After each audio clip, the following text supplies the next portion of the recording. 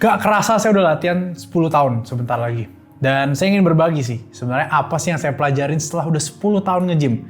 Mungkin beberapa dari hal ini akan membantu kalian, ada juga beberapa hal yang mungkin akan menyadarkan kalian kalau ternyata gym itu nggak sesempit yang kalian bayangkan. Perkenalkan dulu, nama saya Dionix Jaya, saya adalah seorang professional fitness coach yang sudah membantu ratusan, bahkan ribuan orang untuk mencapai performa dan tubuh impiannya. Pelajaran pertama, yang paling penting, kenapa saya taruh paling awal, karena ini adalah mindset yang menurut saya akan membantu banyak sekali orang. Tidak ada yang sia-sia. Banyak orang yang berpikir bahwa mereka itu harus 100%, semuanya latihannya harus bagus, makannya harus bagus, tidurnya harus bagus, semua harus bagus biar mereka dapetin hasil. Kalau salah satu jelek, mereka nggak akan dapat.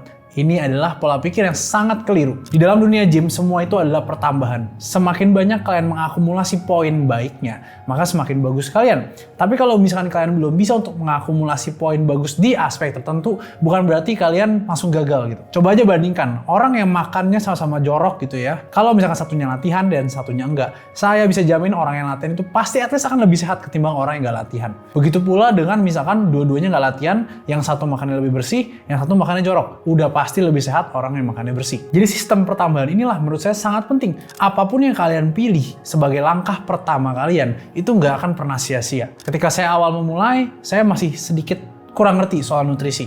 Makanya yang saya bisa lakukan adalah saya latihan dulu nih. Saya latihan dulu secara konsisten seminggu 2-3 kali, kemudian baru saya perbaiki makan saya. Jadi satu-satu, nggak harus semuanya secara berbarengan. Kita masuk ke poin yang kedua. Gym itu bukan hanya untuk binaragawan saja.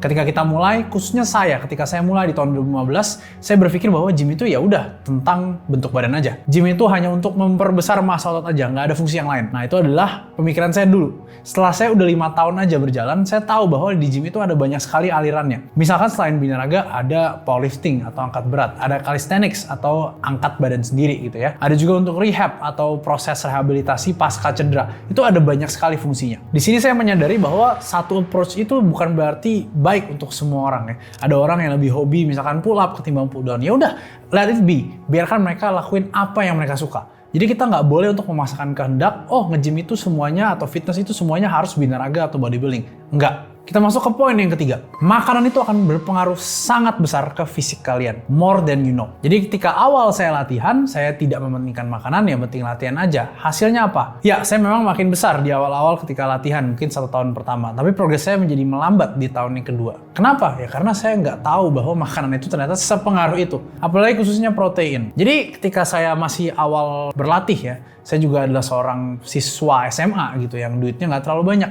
Jadi menurut saya protein itu ya udahlah, yang penting saya coba tambahin aja, tapi nggak tahu jumlah exactnya harus seberapa. Nah disinilah saya mulai belajar di tahun ketiga, keempat, apalagi tahun kelima, itu saya udah mulai bisa untuk beli protein yang lebih banyak. Nah disitulah progres saya menjadi lebih cepat. Mungkin teman-teman kira, kan new begins di awal ya, kenapa bisa cepatnya nanti di tahun kelima? Ya karena saya nggak ngerti soal protein itu sendiri, saya nggak tahu standar makan protein yang banyak itu seperti apa. Ketika saya udah menyadari bahwa makanan itu sepenting itu, barulah sekarang nih, apalagi di tahun ke-10, saya bisa menikmati progres saya dengan lebih cepat. Jadi saran saya ketika kalian ingin memperbaiki makanan kalian, 1, perbanyak dulu proteinnya. Karena most people, 90% dari klien saya bahkan ya, itu mereka itu kurang dalam porsi proteinnya gitu. Setelah itu baru kita naikkan kualitas makanan kita dari fiber, dari serat, karbohidratnya juga dipilih yang bagus. Nah itu semua akan berakumulasi dan saya yakin kalian akan pasti kerasa bedanya di badan kalian. Kita masuk ke poin yang keempat. Bagusnya suatu alat itu tidak akan menentukan progres kalian. Banyak dari kalian yang mungkin nggak pede kalian latihan di gym Majapahit dengan alat seadanya. Misalkan dengan dumbbell aja, dengan bench aja. Atau mungkin kabel kalian nggak bisa dinaik turunin dan rasanya tuh kayaknya seret banget gitu ya karena nggak dikasih oli. Nah itu semua, percaya sama saya, nggak akan terlalu berpengaruh sama progres kalian. Selama kalian paham prinsip dari angkat beban itu sendiri dan bagaimana gerakannya, eksekusinya yang benar, yang sesuai sama diri kalian, maka saya yakin kalian akan berprogres juga kok. Mau kalian pakai pull up, mau kalian pakai pull down, semuanya bisa bikin kalian semakin besar atau semakin bertumbuh dalam bidang fitness kalian. Jadi kita nggak punya alasan untuk saya gymnya murah, saya susah untuk berprogres. Enggak, kalian coba aja nge-gym di gym yang mahal. Memang lebih nyaman, memang kalian akan lebih enjoy, tapi bukan berarti itu adalah penentu dari progres kalian. Kita masuk ke poin yang kelima. Tidur itu akan berpengaruh sangat besar terhadap progres kalian. Jadi ketika kalian capek, kalian nggak akan bisa progres secara maksimal. Jika kalian capek secara beruntun dan secara jangka panjang, maka progres kalian yang akan di situ-situ aja. Naik paling cuma dikit. Karena sebenarnya tidur itu adalah senjata paling utama untuk kalian bisa berprogres dalam dunia fitness. Tanpa ada tidur, tanpa ada recovery yang baik, tanpa ada manajemen kelelahan yang baik, maka angkatan kalian itu bisa di situ-situ aja atau bahkan drop. Itu kenapa nggak jarang beberapa dari kita yang nggak memperhatikan program latihan dan nggak memperhatikan tidur, progresnya angkatannya di situ-situ aja dan kita ngeluh kenapa kok nggak naik-naik. Padahal kan nggak memperhatikan hal yang penting itu. Jadi saran saya, tidur yang cukup, belajar untuk mengkondisikan diri sebelum tidur, belajar untuk tidur yang konsisten, jam tidurnya, bangunnya yang konsisten. Karena dengan tidur yang cukup inilah kalian bisa untuk refresh dan kalian bisa recover dari latihan kalian. Kita masuk ke poin yang selanjutnya.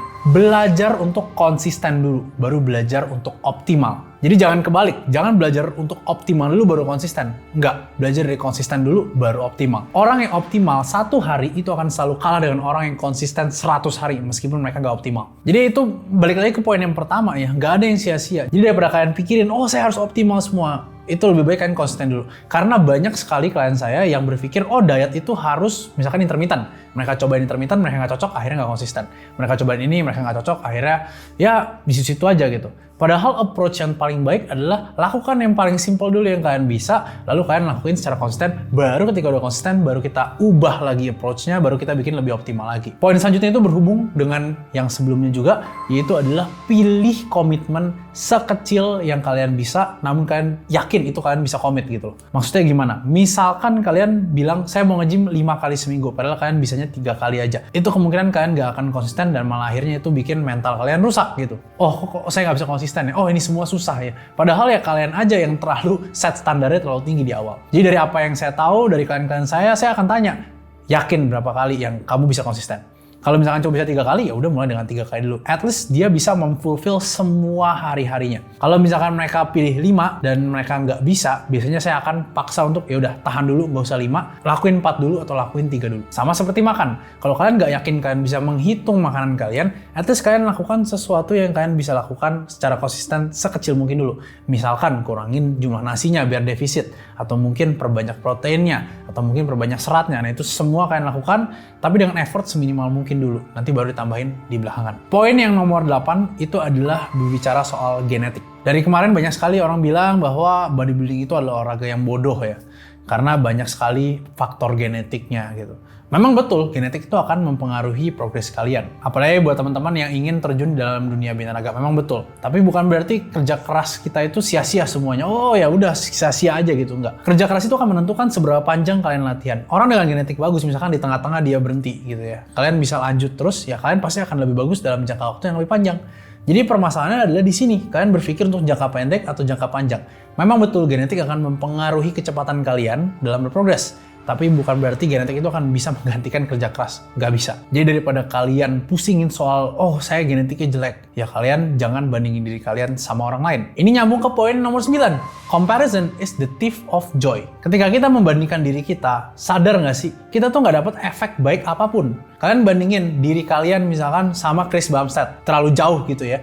Ya itu nggak akan membuat diri kalian lebih baik gitu. Iya kalau misalkan ketika kalian bandingin diri kalian sama Chris Bumstead, kalian makin baik ya ini enggak gitu. Kalian nggak ngapa-ngapain juga dan membandingkan itu nggak memberikan efek yang baik. Jadi menurut saya itu adalah hal yang bodoh gitu. Jadi daripada kalian bandingin, kalian aware aja dengan diri kalian. Apa yang bisa kalian lakukan, apa yang bisa kalian kontrol. Saya bisa kontrol latihan saya bisa kontrol makan saya bisa kontrol tidur saya. Kontrol itu semua dulu. Dan saya yakin ketika kalian udah nggak membandingkan diri kalian lagi, ketika kalian nggak haus validasi lagi dari orang, maka kalian tuh akan lebih enjoy. Karena poin ke-10-nya, itu kita berbicara soal enjoy the game. Orang yang cinta dengan latihan itu pasti akan berprogres lebih jauh ketimbang orang yang memaksakan diri untuk latihan. Coba kalian perhatiin deh. Ketika saya memaksakan diri saya untuk latihan, maka kita kebiasaan akan melakukan bare minimum. Ketika kita cinta sama gamenya, ketika kita cinta terhadap latihan, maka udah otomatis diri kita itu akan give the best gitu. Jadi kalau kalian lihat champion-champion yang ada di luar sana, mereka itu jatuh cinta sama permainannya. Misalkan Kobe Bryant ya, dia memang cinta dengan basket gitu. Misalkan Manny Pacquiao, memang dia cinta dengan boxing. Jadi kalian harus belajar untuk menikmati progresnya itu.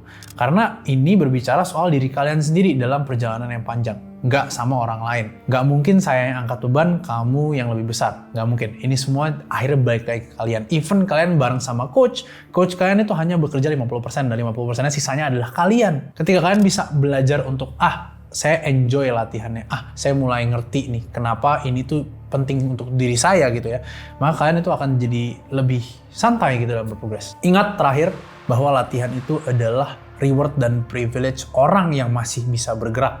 Ketika kalian udah sakit, ketika kalian udah nggak bisa bergerak lagi, kalian akan rindu dengan latihan, kalian akan rindu dengan kondisi tubuh kalian yang bebas bergerak. Jadi ketika kalian masih bisa bebas bergerak, ekspresikan gerakan kalian, ekspresikan kekuatan kalian, ekspresikan dalam bentuk latihan. Akhir kata, saya Doni Sinjaya, saya harap ini bisa membantu kalian. Sampai jumpa di video yang selanjutnya.